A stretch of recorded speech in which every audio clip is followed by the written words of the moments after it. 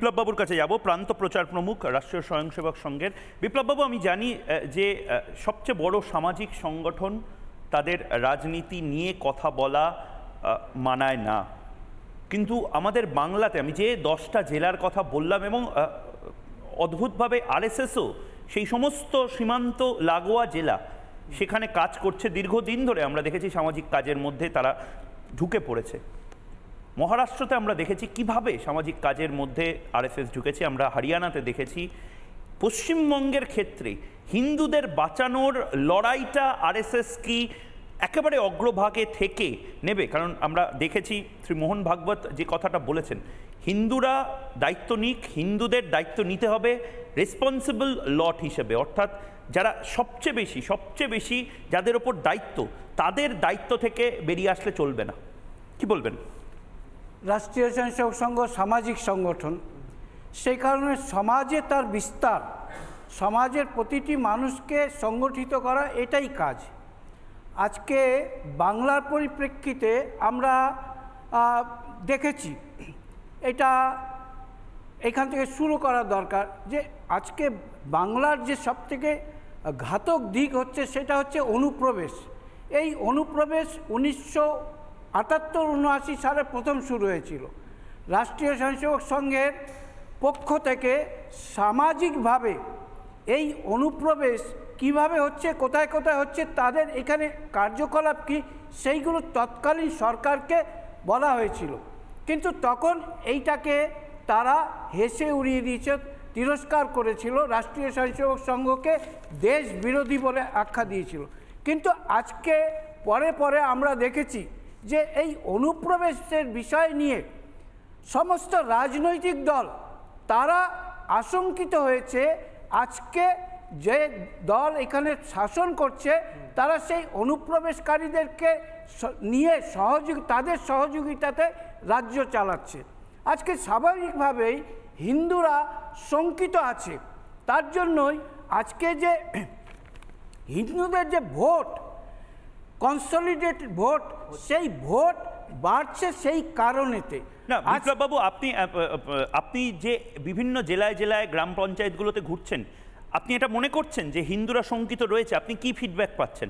RSS কি feedback পাচ্ছে? হিন্দুরা কি ভয় পাচ্ছে, মুখ খুলছে, তারা সংগঠিত হচ্ছে, তারা আজকে আর একভাবে কিভাবে ভোট দিতে পারে তার জন্য নতুন প্রয়োগের কথা ভাবনা চিন্তা করছে। সেই কারণেতে আজকে বিভিন্ন যে আমাদের সীমাবর্তী এলাকায়, সেই সীমাবর্তী এলাকার মানুষের মধ্যে জাগরণ এসেছে। আজকে একটা নাগরিক কর্তব্য, ভোট দেওয়ার অধিকার হচ্ছে নাগরিক কর্তব্য। সেই নাগরিক কর্তব্যের ওপরে রাষ্ট্রীয় স্বয়ংসেবক সংঘ কাজ করছে, আগামী কয়েক বছরে এই বিষয়ে কাজ করবে। নির্বাচনের সময়তে রাষ্ট্রীয় স্বয়ংসেবক সংঘ আর বলে যে ভোট দেওয়ার অধিকার আমাদের নাগরিক কর্তব্যের মধ্যে আছে, সেই কারণেতে ভোট দেওয়ার যে পার্সেন্টেজ, এই হিন্দুদের পক্ষে ভোট দেওয়ার পার্সেন্টেজ এটাও বেড়েছে।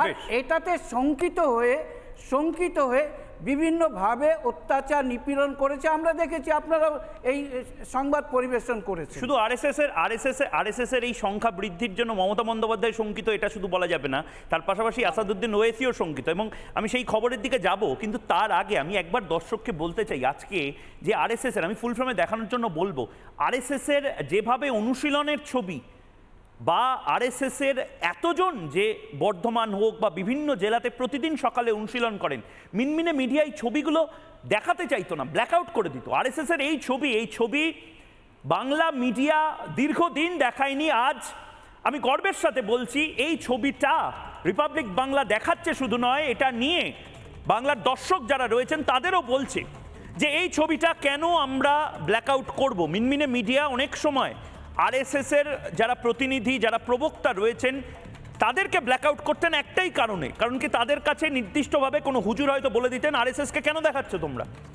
অনেক সময় বাঙালিদের মধ্যে এই ধারণা ঢুকিয়ে দেওয়া হয়েছে আরএসএস মানে তো সন্ত্রাসবাদী সংগঠন, আরএসএস সন্ত্রাসবাদী সংগঠন, ইসকন সন্ত্রাসবাদী সংগঠন, ভারত সেবাশ্রম সংঘ সন্ত্রাসবাদী সংগঠন, আর লস্করে তৈবা হচ্ছে সন্তদের দল, হিজবুত তাহরির হচ্ছে সন্তদের দল। এই ন্যারেটিভটা এটা বাংলা মিডিয়াতে এই মিনমিনে সাংবাদিকরা এবং মিনমিনেরা এনেছে। এটাকে ভাঙার সময় এসেছে এবং এটা ভাঙবে একদিন। হিন্দুরা এই বাংলাতে এরা কেউ মঙ্গল গ্রহ থেকে আসেনি, এরা কেউ ইউপি বিহার থেকে আসেনি, এরা আমাদের বাংলার সহনাগরিক। আমি সামনে ক্লোজ শট যদি এই অনুশীলনের দেখাতে বলি, এরা প্রত্যেকে আমাদের বাংলার ছেলে মেয়ে, যারা প্রতিদিন মনে প্রাণে বিশ্বাস করে এই ভারতটাকে বাঁচাতে হবে, যারা প্রতিদিন মনে প্রাণে বিশ্বাস করে তারা যদি লাঠি হাতে বেরোয় তাহলে এক একটা গোপাল মুখার্জি বা গোপাল পাঠা হবে, আরেকটা ডাইরেক্ট অ্যাকশন ডে তারা আটকে দিতে পারবে। এরা সব বাংলার, গর্বের সাথে এরা নিজেকে বাঙালি বলে, গর্বের সাথে এরা ভারতীয় বলে এবং গর্বের সাথে এরা হিন্দু বলে।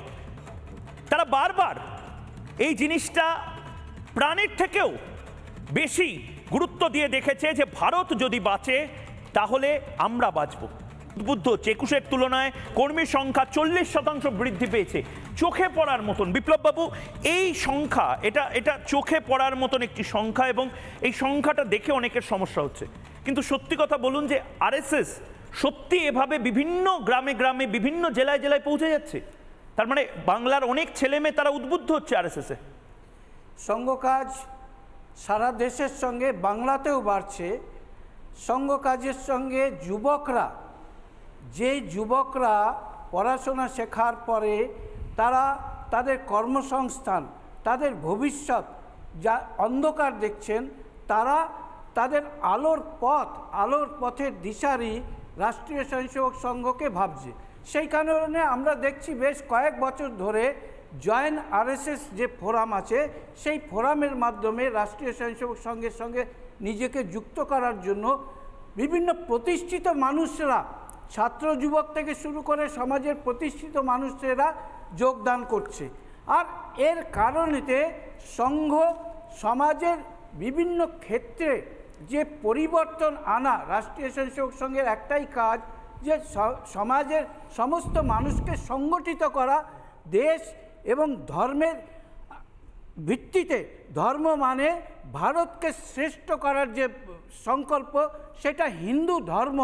সেই হিন্দু ধর্ম যেটা বলেছে সিন্নন্তু বিশ্বে অমৃতস্য পুত্রা, সারা পৃথিবীর মানুষ এই বিশ্বে যারা আছে তারা সকলে অমৃতের পুত্র। তো সেই ভাবনা নিয়ে রাষ্ট্রীয় স্বয়ংসেবক সংঘ সংগঠনের কাজ করছে।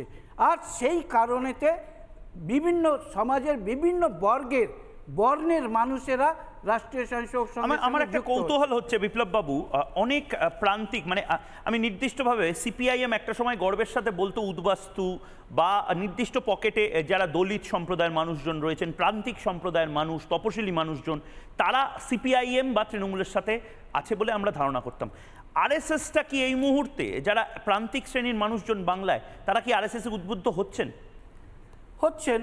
জন্টুবাবু বলেছেন যে বিদ্যাভারতীর বিদ্যালয়ের কথা উনি বলেছেন, যে যেভাবে বিদ্যাভারতীর বিদ্যালয়ে আর সাধারণ মানুষ, এমনকি সিপিএম বাড়ির ছেলেমেয়েরা, এমনকি রাজনৈতিক সরকার যারা চালাচ্ছে, রাজনৈতিক দল যে সরকার চালাচ্ছে তাদের বাড়ির ছেলেমেয়েরা, আর সংঘের অধীনস্থ যে বিদ্যালয়গুলো আছে, বিদ্যাভারতীর বিদ্যালয়গুলো, সেই বিদ্যাভারতীর বিদ্যালয়ে তাদের বাড়ির ছেলেদেরকে পড়াশোনা করাচ্ছে। তার কারণ এইখানে নৈতিক শিক্ষা, দেশাত্মবোধ এবং চরিত্র বল এইটা বাড়ানোর জন্য যে ভাবনা যথেষ্ট বোধহয় নাড়িয়ে দিচ্ছে মমতা বন্দ্যোপাধ্যায় বা তৃণমূল কংগ্রেসকে। কারণ মমতা বন্দ্যোপাধ্যায় আগে যা বলতেন আর এখন যা বলছেন একেবারে আলাদা। আমি নানা ধরনের কন্টেন্ট দেখার জন্য লাইক করুন, শেয়ার করুন আমাদের ফেসবুক পেজ, সাবস্ক্রাইব করুন আমাদের ইউটিউব চ্যানেল। পাশাপাশি অন্যান্য ব্রেকিং নিউজের জন্য অবশ্যই চোখ রাখুন রিপাবলিক বাংলায়।